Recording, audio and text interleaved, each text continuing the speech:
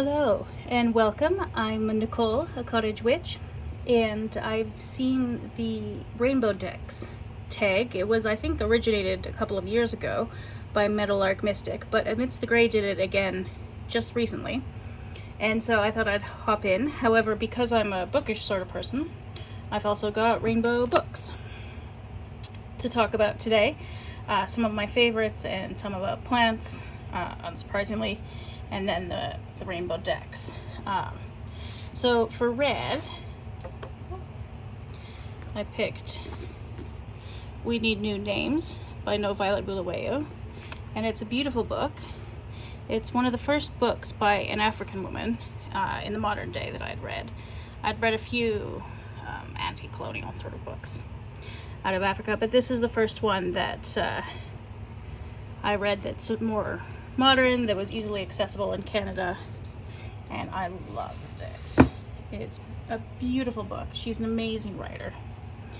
And the plant related one that I chose for red is Honor Mother Earth by Basil Johnston.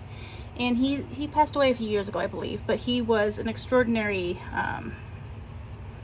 knowledge collector, knowledge keeper, knowledge preserver for Anishinaabe people. He was a Ojibwe, and he did so much work trying to preserve his culture in the face of some fairly incredible difficulties when people tried to take it away from him. So those are my red books, and I realize this is not really red. It's a burgundy color, so it's probably more purple than red, but it's the best I've got for red. And it's a very warm, oh look, there's red.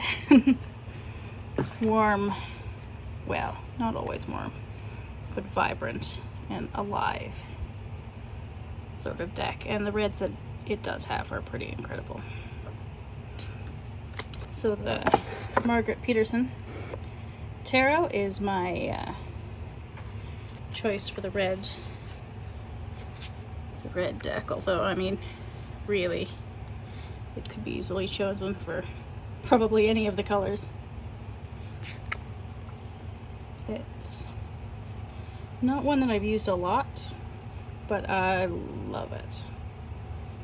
It's so beautiful. So that's red. And stray chariot card. Next up, for orange, the fiction book I chose is Where the Dead Sit Talking by Hobson. And is he a Cherokee writer? I believe he's a Cherokee writer. Yes, he is. And it's set in rural Oklahoma in the 80s, which I believe is his experience, or nearish to his experience. And it's a beautiful story.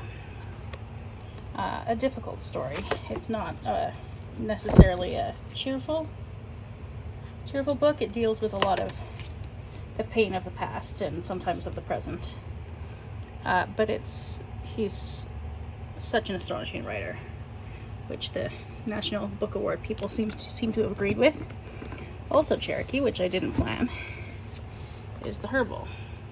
And this was a very interesting book, because for several reasons. One, because it's plants from a very different location to mine. I'm in southern Alberta in Canada, and this is from roughly southeastern US, I believe.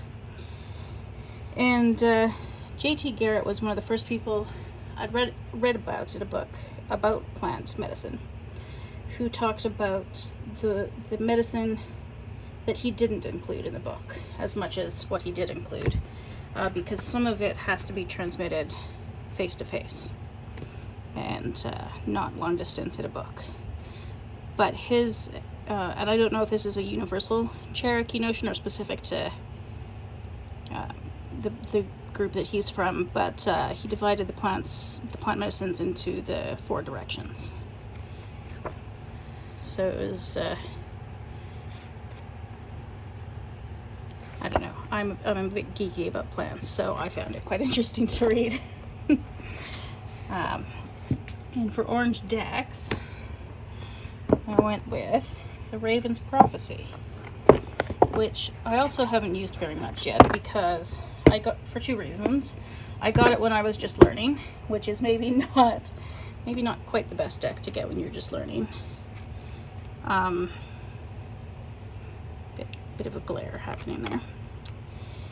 And also because it was just starting to be winter and then spring when I got it. So I will, in my imagination anyway, the idea is that I will use it more in the fall. But I really enjoy Maggie Stiefvater, her artwork. I haven't seen anything quite like it. It's, ooh, is that a raven or a crow? I'm really bad at telling difference. I think it might be a raven.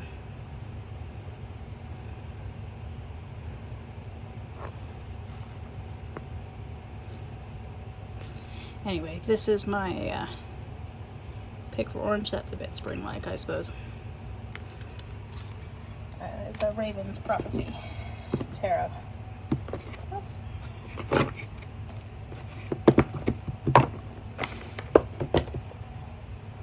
And next is yellow. And I don't think I actually have a plant book for yellow. So I guess I just don't have any yellow plant books. But Girl, Woman, Other by Bernardine Evaristo. She's a black British woman, Anglo-Nigerian, she describes herself as, in the bio on the back. And this book was sort of a bunch of vignettes, but it was by such a wide array of people.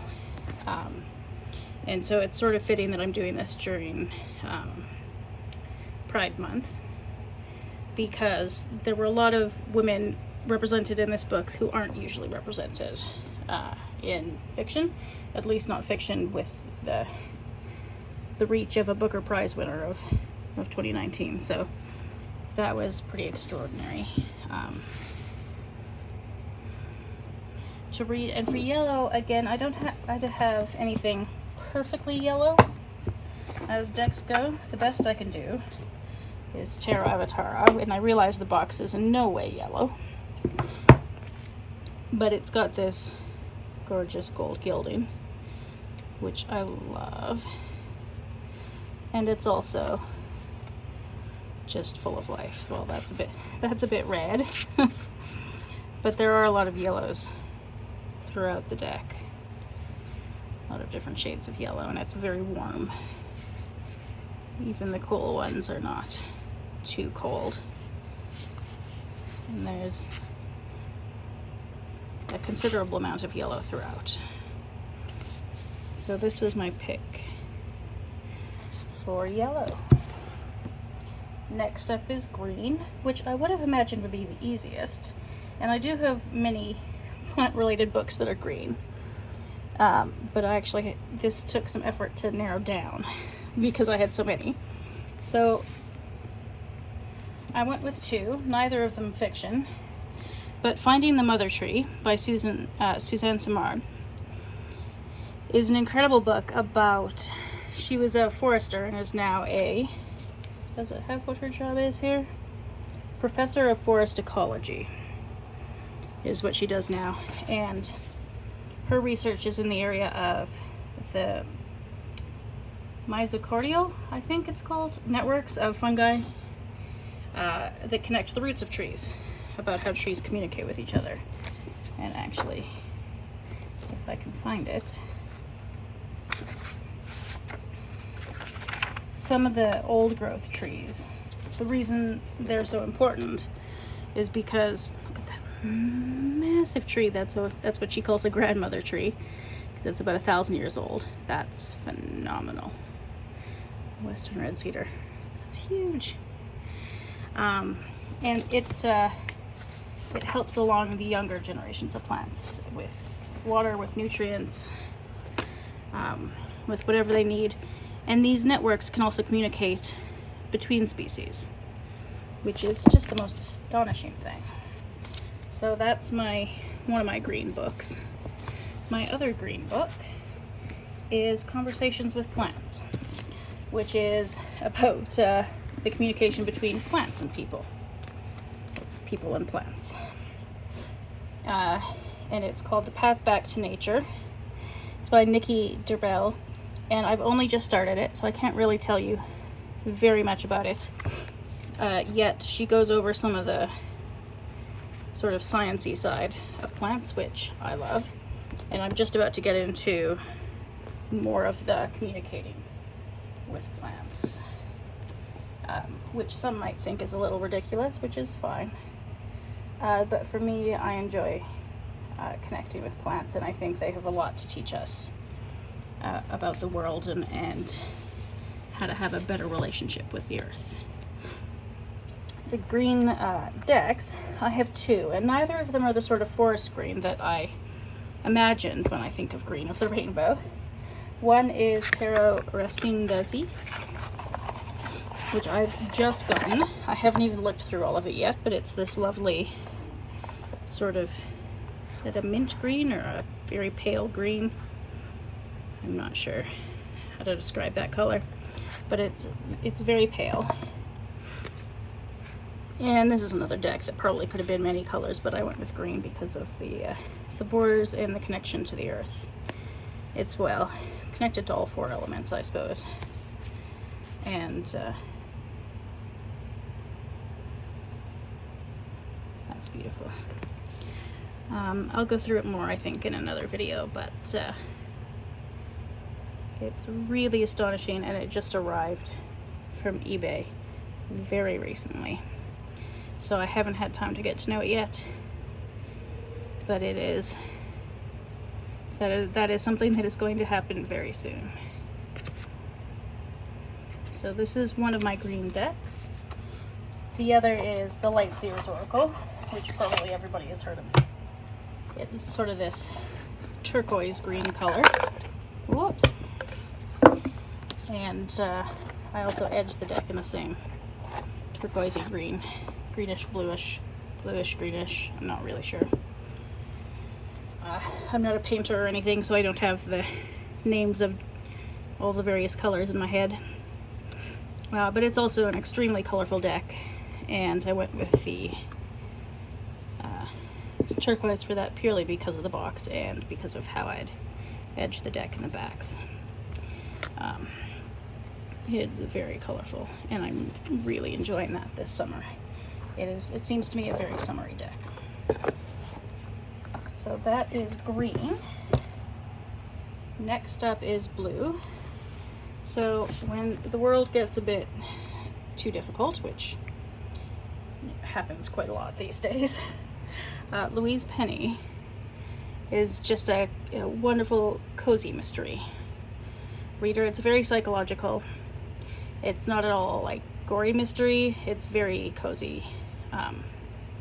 Curl up with a cup of hot chocolate in the winter sort of mystery. And this was the first book of hers, I think, that I'd ever read, and then I went back and started at the beginning. And it's been a lot of fun, and one of these days, when I get around to it, I will start probably from the beginning again in French, just to practice my French, because I've read them all in English, so I'm familiar with them. And there's a TV show or a mini-series or whatever it's called now based on this called Three Pines, I believe, and it's a lot of fun as well. And then nonfiction that I chose that's sort of plant adjacent is Sheila Watt-Cloutier's The Right to Be Cold. She's an Inuit environmentalist and has been working for many decades to get people's attention about the melting Arctic, which has dramatically affected her and her family and her people. So it's not a cheerful book, but it's a really important book, and I found it quite easy to read, despite the sometimes difficult subject matter.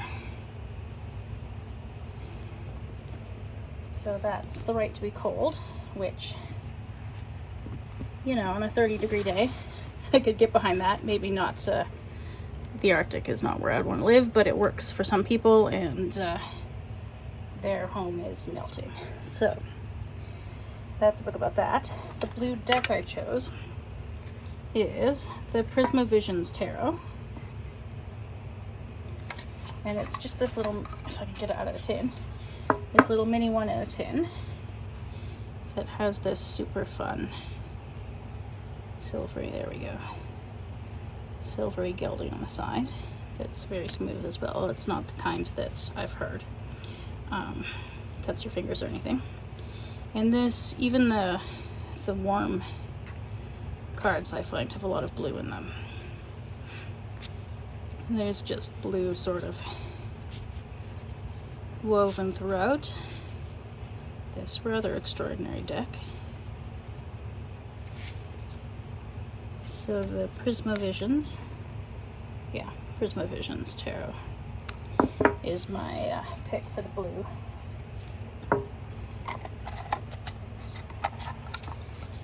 And I'm making a lovely mess. That's fantastic. There we go. Cards everywhere. Alright. And then, oh, stray card. And then lastly is purple. And Under the Udala Trees by Chinelo Okaranta is the book I read. I think she's also Nigerian. Yeah, she is. Born in Nigeria. She lives in New York now. She wrote this absolutely gorgeous book. There are a couple of young women in Nigeria who meet under rather difficult circumstances and fall in love. And it's not something that's accepted in her culture, as I understand it, so they had to hide who they were and who they loved. And it's, for a first book, I think it's one of the best first time novels I've ever read. It's amazing. And then I didn't have a lot in the way of nonfiction that was purple, but I do have so many plant identification books. And so this is Popular Wildflowers of Alberta and the Canadian Rockies.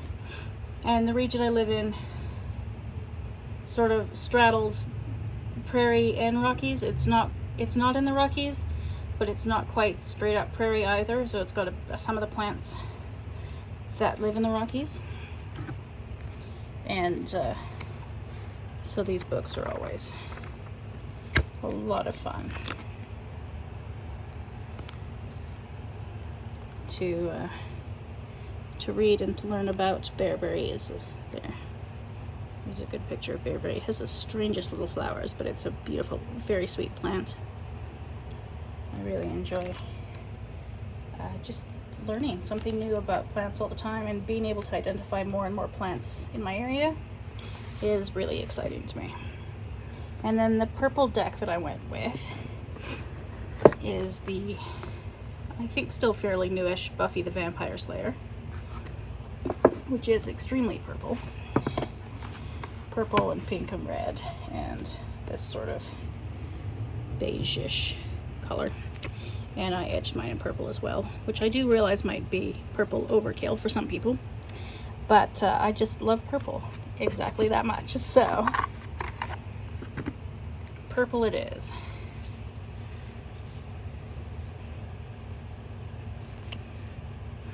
And I haven't used this a lot either. I don't know that I will use it a lot. I might at some point.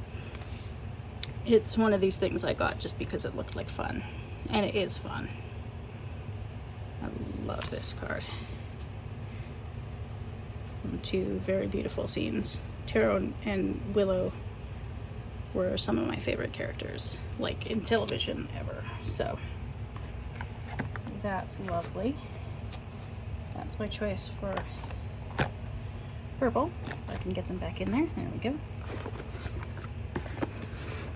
And then the very last deck I wanted to show is, the box is a bit purple, but it's also a bit of a rainbow situation going on all by itself, which is The Song of the Grandmother's Oracle by Kara Simmons, illustrated by Mari in the Sky, who did the Gentle Tarot. which I also love, and which is very colorful as well. And this is, I mean, just look at the back so you can see all the colors here. And I may edge them either in different colors to match the different sort of suits that they were categorized into, or in gold to match the back. I haven't decided yet, but that is a thing that I will probably do at some point. But honestly, decks like these are very my version of autism friendly. Anyway, I don't know if they'd work for everybody else who's autistic, but to me they're very mesmerizing, I guess is the word. And there's some purple, but there really is like every color in here somewhere. It's such a beautiful, colorful, rainbowy deck with occasional actual rainbows, or aurora in this case.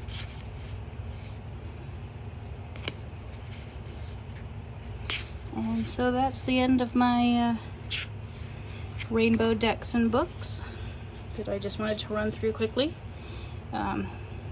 It's quite a fun little tag, and I enjoyed the blank cards at the back.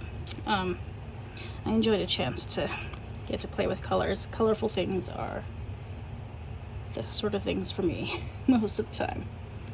So I really enjoyed this tag. So thanks to Meadowlark Mystic for originating it, and Amidst the Grey for reviving it. And thank you for watching if you've made it this far, and I'll see you hopefully next time.